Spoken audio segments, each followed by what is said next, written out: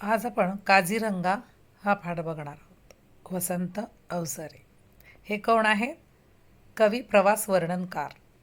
प्रवास वर्णने भिक्षूच्या प्रदेशातून लाल नदी, निळे डोंगर ही प्रवास वर्णनं प्रसिद्ध. समोरचं आपण जब चित्र बघत असाल तो उसमें बहुत सारे पिक्चर्स, मतलब उनका प्रवास वर्णन जो है, ट्रैवलिंग उन्होंने जो किया है उसके बारे में दिखा है दिखाई दे रहा है. काझीरंगा एक अभयारण्य आहे. अभयारण्य मतलब झू आहे, पशुस्थळ आहे, एक भारताचं भूषण आहे. आणि या काझीरंगाचं वर्णन करणारा हा पाठ आहे.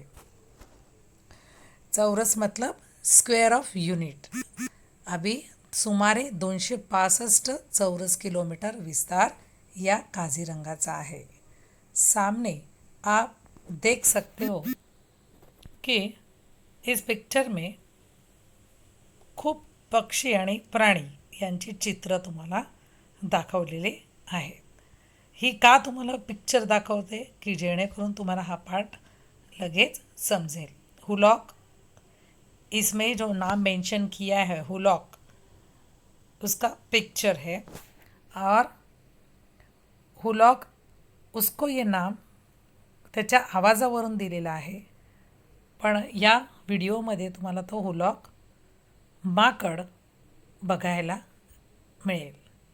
त्याच्यानंतर एकशिंगी गेंडा, वैशिष्ट्य दाखवणारा एकशिंगी गेंडा, मतलब जितको एकच शिंग असणारा हा एकशिंगी गेंडा हे या आसामचं वैशिष्ट्य आहे. एवढे पिक्चर हे तुम्हाला मी दाखवते. आणि हा बघा एकशिंगी गेंडा. तर हे राज्याचं प्रतीक म्हणून एकशिंगी गेंडा आसामनी ठेवलेला आहे. कळलं? तर बुद्धी नसलेला हा एकशिंगी गेंडा तुम्ही चित्रामध्ये बघू शकता.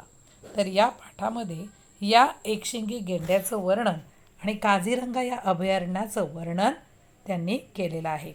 काझीरंगा अभयारण्य मतलब क्या? National park. आपण प्रस्तावना बघूया. की लेखक वसंत अवसरे, प्रवास वर्णनकार, यात्री हा स्फोट कवितांचा संग्रह, भिक्षूंच्या प्रदेशातून लाल नदी, निळे डोंगर ही प्रवास वर्णनं प्रसिद्ध आहेत. मतलब ये ट्रैवलर थे और उन्होंने ट्रैवलिंग में जो जो एक्सपीरियंस लिया है उनके बारे में बहुत सारे बुक्स लिखे हैं. आणि त्या प्रदेशातील लोकजीवनाचे सूक्ष्म अवलोकन, चिंतन यांनी समाजवादी भूमिकेतून विश्लेषण केलेले आढळते. प्रस्तुत पाठात लेखकाने काझीरंगा अभयारण्याचे जंगल सफरीचे वर्णन केलेले आहे. आता आपण पाठाला सुरुवात करणार आहोत.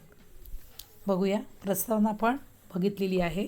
शुरू में मैंने आपको जो वीडियो दिखाए उसमें जो पशु पंछी थे वो आपने देखे हैं. और हुलॉक नावाचा वानर, उसके बारे में भी पिक्चर आपने देखे हैं.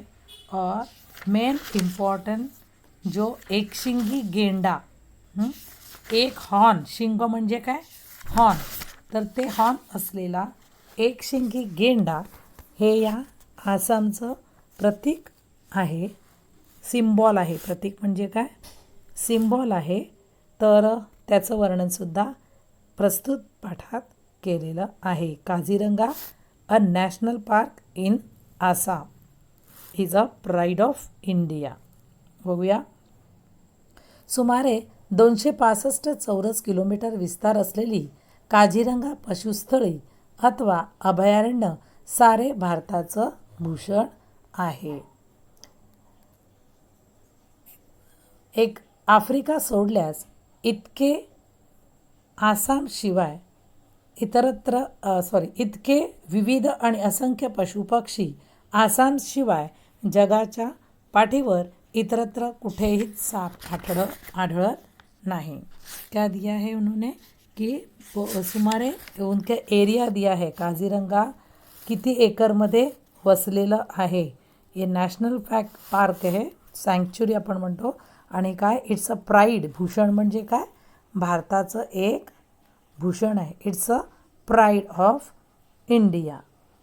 आणि several type of species of bird and animals, प्रत्येक जातीचं पक्षी आणि प्राणी या झूमध्ये किंवा या सँक्च्युरीमध्ये आपल्याला बघायला मिळतं. काही काही प्राणी जगाच्या पाठीवर कुठेच आढळत नाही. बहुत सारे प्राणी ये एनिमल्स जो है वो और कहीं हम लोग को देखने के लिए नहीं मिलेंगे. आसामचं वैशिष्ट्य दाखवणारा दुसरा प्राणी एकशिंगी गेंडा. हे राज्य सरकारचे प्रतीक. आसाममध्ये ठिकठिकाणी त्याचे पुतळे उभारलेले आढळतात.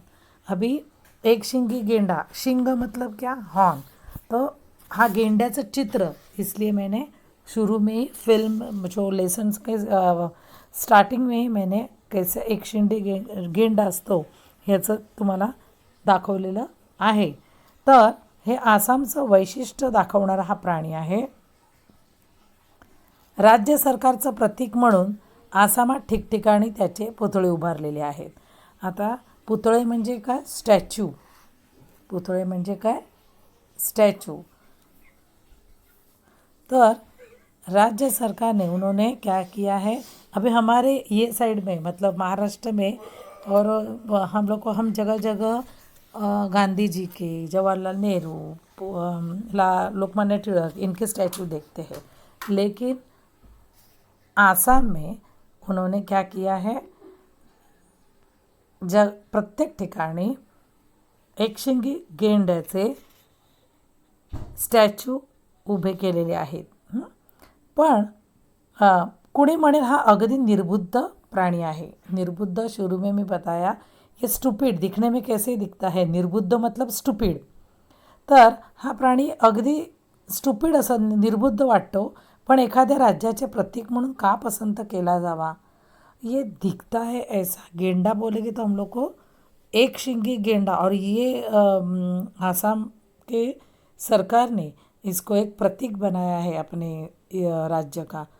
हां, तर ऐसा क्यों क्वेश्चन मार्क दिया है की असं का केलं, त्यालाच का पसंत केलं. पण प्रथमदर्शनी वाटतो तितका टाकाऊ नाही. मतलब हम लोग देखते हैं वैसे गेंडा नहीं है. टाकाऊ म्हणजे काय, खराब असं आपल्याला वाटत नाही. कुणीतरी इंग्रज कवीने गेंड्यावर लहानशी कविता केलेली आहे. आता एक पोएट त्यांनी काय सांगितलं बघा, इंग्रज कवीने आपली गेंड्यावर पण कविता, एखादं सुंदर फूल किंवा एखादं छोटंसं हरिण, जे चांगले प्राणी दिसतात, जो प्राणी दिखने में अच्छे हैं, प्राणी पंछी, उस पर कविता की जाती है. लेकिन गेंडा, एकशिंगी गेंडा वो भी, और उसके ऊपर एक पोएटेस ने पोएम की है. हे विचार करण्यासारखी गोष्ट आहे. यहाँ से देखेंगे, एखाद्याचा पुतळा पाहणे आणि त्याला प्रत्यक्ष पाहणे यात फरक असतो. मी तर गेंडा व त्याच्याबरोबर आसामातले इतर पशुपक्षीही प्रत्यक्ष जवळून पाहण्याची संधी मिळावी म्हणून काझीरंगाला आलो होतो. अभी लेखक तो ट्रैवलर ही है. हम लोगों ने प्रस्तावना में देखा है कि बहुत जगह घूम के आए हैं. तर उनको भी एक क्यूरियोसिटी थी कि सही में आसाम राज्य ने, आसाम के स्टेट ने ये एकशिंगी गेंडा उसको प्रतीक बनाया है. One horn rhino. एक शिंगी गेंडा मतलब क्या है, वन हॉर्न राइनो. तर या गेंड्याला लेखक वसंत अवसरे उनको भी देखने का मन था. जवळून पाहण्याची संधी, मतलब उस गेंडे को नज़दीक से देखने की अपॉर्चुनिटी लेखक को मिली. उनको काझीरंगा घूमने के लिए अपॉर्चुनिटी मिली. अशा ठिकाणी, इथून बघूया, अशा ठिकाणी वन्य पक्षी बहुधा सकाळी लवकर अथवा सूर्यास्त वेळी पाहायला मिळतात. आता सूर्यास्ताच्या वेळी पाहायला मिळतात म्हणजे इव्हिनिंग में ये कौन, पशु और पक्षी, वन्य पशु पक्षी इव्हिनिंग के टाइम में, सूर्यास्त मतलब इव्हिनिंग. तर वन्य पशु आणि पक्षी इव्हिनिंग के टाइम में उनको देखने के लिए मिले. आगे देखेंगे लेसन. आदल्या रात्री खूप पाऊस पडला होता. तेव्हा तर सकाळी पावसाची बुरबुर चालू होती. हं? बुरबुर मतलब रिमझिम पाऊस पडणे. हं? तर त्या दिवशी जंगलात जाणे कठीण होतो म्हणून पण माझे नशीब जोरदार होते. दुसऱ्या दिवशी सकाळी आकाश पूर्णपणे निरभ्र होते. पूर्वेचा वारा पण शांत होता की जंगलात फिरणाऱ्या जनावरांना आमचा वासही येणे कठीण होते. काझीरंगाची भूमी ही कर्दम भूमी आहे. इथल्या कमरेइतक्या चिखलातून फिरणे माणसाला अशक्यच. शिवाय इथे सर्वत्र इतके उंच गवत वाढलेले असते कि त्यात हत्तीवर बसलेला माणूस लपून जातो. अभी ये पैराग्राफ मैंने रीड किया है. तर इस पैराग्राफ में क्या कहा है कि लेखक जेव्हा काझीरंगाच्या जंगलामध्ये जाणार होते तेव्हा पाऊस सुरू झाला होता. जंगल में जाने का मतलब लेखक को टेंशन नहीं था कि चिक्कल कीचड़ था उधर. और गवत त्यांनी काय सांगितलं आहे तिकडे जे उंच गवत वाढले होते उस गवत किंवा त्या गवतामध्ये कुठलं खालून जनावर जरी फिरलं तरी काही दिसत नव्हतं. मतलब बहुत कमरे इतकं उंच गवत वाढलं होतं.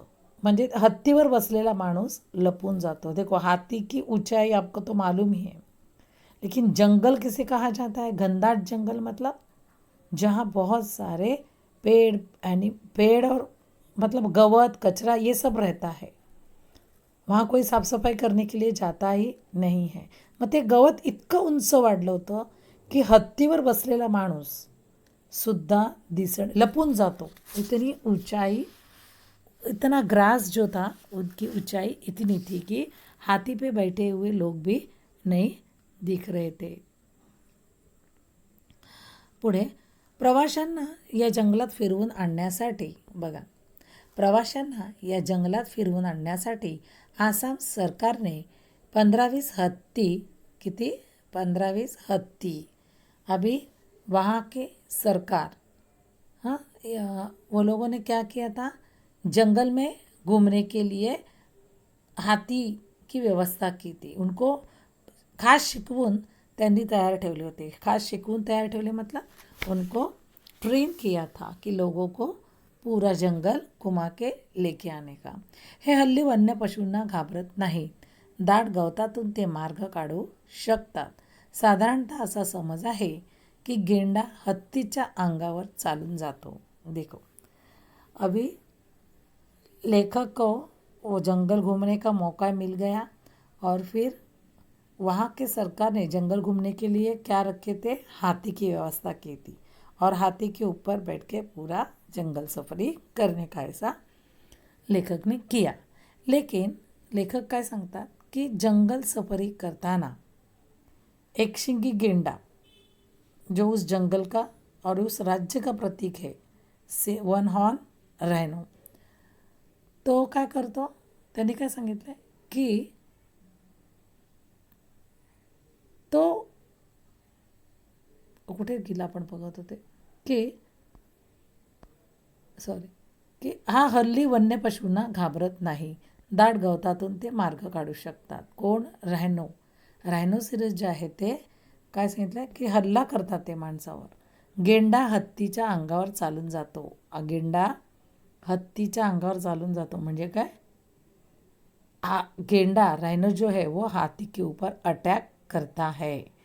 पण शेजाऱ्याला निष्कारण त्रास देणं वन्य पशुच्या रक्तातच नसते. अभी देखो क्या किया है पशु को भी समझ में आता है कि किसी को बिना निष्कारण मतलब क्या बिना वजह से परेशान नहीं करना. हे त्यांच्या रक्तात नसते. कोई पर्पजली किसी को परेशान नहीं करता. म्हणून गेंडा हत्ती हे जरी दुश्मन असले तरी हत्तीने जर काहीच गेंड्याला केलं नाही तर गेंडासुद्धा हत्तीला काहीच करत नाही. बिना वजह के वो झगडा नहीं करते. क्वचित केव्हा तरी एकटा असलेला गेंडा समोर येणाऱ्या पशुवर धडक मारायला निघतो. पण एकलकोंडेपणाचे पर्यटन तिरसटपणात झाले. क्या बोला है कि कभी कभी ऐसा होता है, लेकिन यह हाथी के जो उनको ट्रेन किया गया है वहाँ उधर उनके इसमें झगड़ा नहीं होता है।